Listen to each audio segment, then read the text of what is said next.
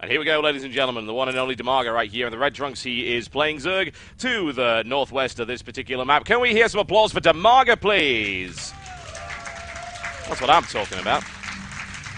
And his opponent, hailing from France, a fantastic Zerg player in his own right, demolishing Sen in a ZVZ, and now into perhaps the ultimate Zerg versus Zerg battle of his life. Ladies and gentlemen, I present to you from Team Millennium, Stephano.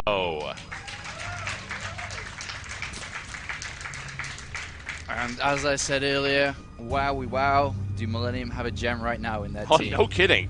And I'm sure that he's gonna. This will not be the last time we'll see him. Despite, I mean, if he loses, if he wins, we are gonna see a lot more of Stephano in the future, I am sure.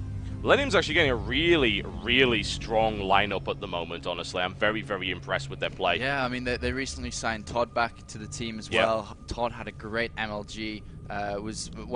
All of a sudden, people were like, Todd's a pretty good Protoss player, and then all of a sudden he beats Slayer's Alicia, and then Todd was a really good Protoss player. Yes, indeed. It's like a little storybook with pop-ups and everything. Yeah, but obviously he had to fight through the open bracket, which takes its toll. It's a that's big bracket. that's quite the battle. We saw what White Ra did in the MLG, where he had to fight through 10 best of 3s. Yeah. And still, I just want to once again give a quick shout-out to Gimmicks. You heard what happened there, right? He ended up in an extended series because of the default loss, because White Ra was a couple of minutes late, and Gimmicks deliberately throws the first 2 games by SCV rushing twice in order to bring the score back to 2-2. Yes, indeed we do. Alright, so we have Stephano here, and sent out a nice and early drone to actually prevent the hatchery going down, and oh yes, he is preventing that hatchery, slowing down DIMAGA, but we will get it down a few seconds later. Meanwhile, getting his own up, like we saw Sen do this earlier versus Stephano. DIMAGA, though, throws down his pool immediately. And looking at the unit tab, he is a little bit ahead in drone count because that drone was pulled so early. Yes, it was. It did hurt his economy a little bit, but he will have that new hatchery out a little bit faster. Yeah, that's interesting because that's about the timing you need maybe for one new round of lava. So we'll see how much of a difference that really makes. It's sometimes in ZVZ, I always say it's about the little things. And it's about, say, one Baneling, or it's about where 2 Zerglings managed to get into and what they managed to get up to in the process. It's about how many roaches you've got. It's about whether or not you have +1 over your opponent when the roach war comes. So it's really interesting to see these little slips or indeed little differentiations in builds at the start of the game. And as you see, both players keeping their Overlord in their opponent's base for the last possible second. As soon as the spawning pool finishes, they may leave the base now or a few seconds after. Obviously don't want to lose that straight away to the Queen, and now we do have DIMAGA leaving Stephano's base. Stephano already out there, and we do have Gaspy in mind. But most likely be seeing immediate speed production, the metabolic boost. Is coming at some point in the distant future. There we go. DIMAGA with the metabolic boost, slightly ahead of his opponent. Not that that's going to make a blind bit of difference unless this really is as knife edge as ZVZ could possibly be. It can happen, but it seems fairly unlikely at this point. Whatever the case, both of these guys very comfortable at the moment. Drone count is equal. Overlord spread is good for both. Needless to say, a line of Overlords making their way in there. This one will be pushed out of the base, but of course it will not be killed, so that doesn't really matter too much. And Stephano doesn't want to be chasing things around your base anyway. He wants to be getting injects at just the right time. And there is the Baneling nest right here from DIMAGA. Yeah, and followed shortly after by Stephano's, just getting a couple of drones before going for that. Currently DIMAGA with a 2 drone lead, and 3 drone lead now as another one pops out. We do have pretty much equal builds, but just that extra couple of drones there, only a few seconds ahead of Stephano simply because of that drone leaving so early there. And 2 Lings are going to go into the main base. DIMAGA doesn't really want to give away the scanning information so easily, but Stephano enters and sees that Baneling nest. Yep, and he knows the exact timing of the Baneling nest because it just popped out as well, so that's absolutely perfect. And as a result, DIMAGA is actually going to throw down 2 Spine Crawlers, which is an interesting little bit of defense right there. He doesn't have a scout on the Baneling nest. He hasn't managed to flank around with his Overlord as of yet. He certainly could do it, so he doesn't know about Stephano's Baneling nest at the moment, which is quite interesting.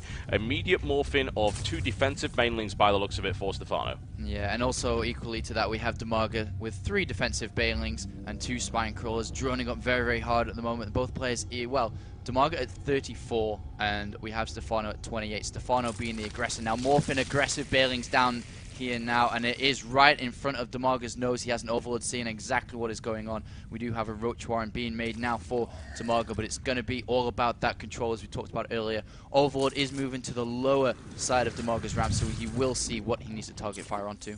Yeah, and DIMAGA actually reacted by producing a ton of Zerglings because he didn't really have anything else to do to then morph them into Banelings. If Stephano gets the right timing, he could do some serious damage. We'll see what happens, though. Stephano is going to hold back, and usually Stephano's the defensive one. Those Banelings going for the middle, and that was a really good trade right there. Very good for DIMAGA, and that was absolutely devastating for Stephano, honestly. That was disastrous. Wow, wow, wow. That was so easily defended by DIMAGA. 2 Banelings can take out as many Banelings as they do run into, and now DIMAGA's so far ahead. He's got the Roach Warren already. He's now gone for Leia around the same time as Stephano, but he's got a higher drone lead count now.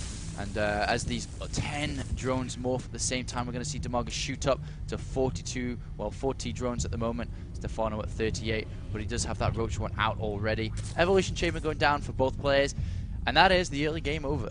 Pretty much, yep, that is done. The Baneling and the Zergling Wars survived 1 encounter, and no more than that. Lair Tech is on the way for both. Upgrades are on the way, so now we transition into the mid-game of ZVZ, which can involve any number of things, but is quite common. At least most of the time you do see roach-on-roach action. And you were saying earlier about the Mutalisks actually coming into play now. Yeah, Mutalisks are kind of coming back. They're still not properly been trained on hards enough. And still, I mean, you kind of need a bit of an element of surprise. And this is going to be a best of 5, by the way, so we might see that come into play as the series develops. But right now, we do have DIMAGA immediately going for +1 on Roach Speed, adding on that Infestation Pit. And basically, Stephano's doing exactly the same, just a few seconds behind DIMAGA because of that Baneling bus, which didn't really work out so much. He lost a lot of money that he invested into that. And, well, there's one way to get that money back. He's going to go ahead and take that 3rd base nice and early. Yep, not exactly all that common to see ZVZ go to 3 bases, but this is no ordinary ZVZ. There's no real doubt about that. Roach Speed on the way for both. Slight lead for DIMAGA. Infestation Pit, I believe, has already gone down. The Pathogen Glands upgrade is on its way for DIMAGA as well. And if we have a look at the overall economic situation, they're both pretty much on the same drone count. But this 3rd, coming up slightly earlier, may help Stephano. And considering the time, it'll probably also give him an additional round of units. And you never know, that could make all the difference in what is otherwise a very equal match. DIMAGA does morph and overseer outside the base of Stephano, and we'll send it into the natural, into the main, and then back to the 3rd base, and we'll most likely get that scanning information. He's also upgraded the Overlord speed, and we'll basically see everything now. We'll know the exact timings of all the expansions that can possibly come down in this game. Yep, and Stephano actually tried to do a fairly large run-by into the 3rd. He did get the scouting information, but lost a ton of Zerglings in the process with a Baneling. And now DIMAGA are actually taking a 4th. Now that is really interesting. DIMAGA obviously feeling fairly confident with the defense. Yeah, well, he knows that, you know, it's all about gas in this matchup, especially when it comes down to Infestor, Roach play, and upgrades and so on. So he's going to take that, and I wouldn't be surprised if he played it in a kind of Brood War-esque style where he just literally took both extractors immediately and started mining from that expansion solely for the gas. Now we have DIMAGA instantly going to +2, and Stephano has a bit of a supply lead. He has a little bit more in the drone count right now. 3 drones higher, 11 more drones though in production for DIMAGA.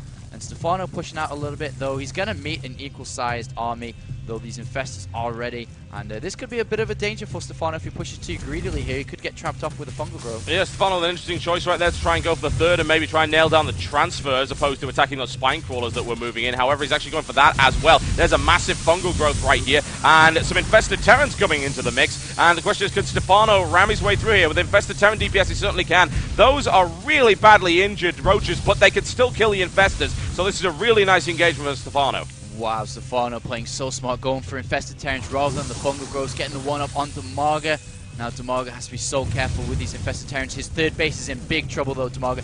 It's not really in trouble right now, but it will be very shortly as Stephano can basically cut off DIMAGA's reinforcements. Yes, he can, and he's just spitting out a few Infested Terrans to make things interesting, and of course there is creep spread around there, so they can move a little bit faster than normal. It's just a mild hobble as opposed to just crawling around the place. DIMAGA cleans that up, however, and the threat to DIMAGA's 3rd is, for the moment, shut down. Yeah, he's doing really well. The advantage that DIMAGA has right now, the +2 is so close to finishing, and Stephano skipped that to get into the Infestors immediately. So he caught up in the Infestor race to getting the Infestors out. equally to DIMAGA, but in that he had to sacrifice getting that +2 and needs to go into that. You can already see how gas-starved Stephano is at 100 gas. DIMAGA doing okay though at the moment, as he has that fourth hatchery. He can take that pretty much instantly. The extractor's over there. Oh yes, and it'll be interesting to see a very large roach composition against infestors, and fungal growth is really, really nice against armored units, as you're well aware, can really help to wear things down just a little bit. Looks like Stephano's infestors were trying to squeeze into the hatchery. That doesn't actually work, they're too fat, and right now we're still looking at DIMAGA's fourth hatchery down here and wondering exactly what's going to be coming out of it. Oh, and DIMAGA's going to push now, as he knows he's got the upgrade advantage. You can see it with the Overlord. He realizes Stephano's are only at +1. 14 roaches being reinforced right now as DIMAGA tries to spread out so thinly because he knows there are infestors here. Yeah, he's got to be incredibly careful with this engagement. Yes, he has a massive advantage in terms of numbers, but the infestors could cause huge problems. He takes the left and the right flank with that, and that will really wear it down. That said, this is a roach war, so it really comes down to upgrades as well as numbers. And DIMAGA continues to smash his way through there nonetheless, regardless of those infestors. He crushes the left and the right flank, and now this base very, very vulnerable as DIMAGA continues with the aggression. And infested Terrans will help kind of fortify this area, but DIMAGA has such good macro. There are so many roaches coming now. Nothing but consistent aggression coming from DIMAGA. These infested Terrans are helping out, but there are way too many roaches here. Oh yes, and infested Terrans do really melt very, very fast to roaches. Big infestor count that can't do anything whatsoever, and Stephano needs to get them out of there immediately, and now needs to think about how the hell he's going to hold this. Yeah, this is kind of difficult for Stephano right now. 140 food for DIMAGA, and even more roaches just consistently lava inject roach, lava inject roach. That is all we see in the production tab, and that is all DIMAGA needs to do to close this game up, as that +2 upgrade is making the biggest difference right now. Oh, it really, really is. He's smashing through. I mean, he had a large advantage in terms of numbers to begin with, and now all he's doing is just reinforcing from 4 hatcheries, which I suppose is really helping out an awful lot. He didn't even need to mine from that. I think he was just using it as a macro hatch, even though it was in a weird place. Whatever the case, it has helped him out. The Roach Warren is down. GG, ladies and gentlemen. The first game in this best of 5 series goes to DIMAGA.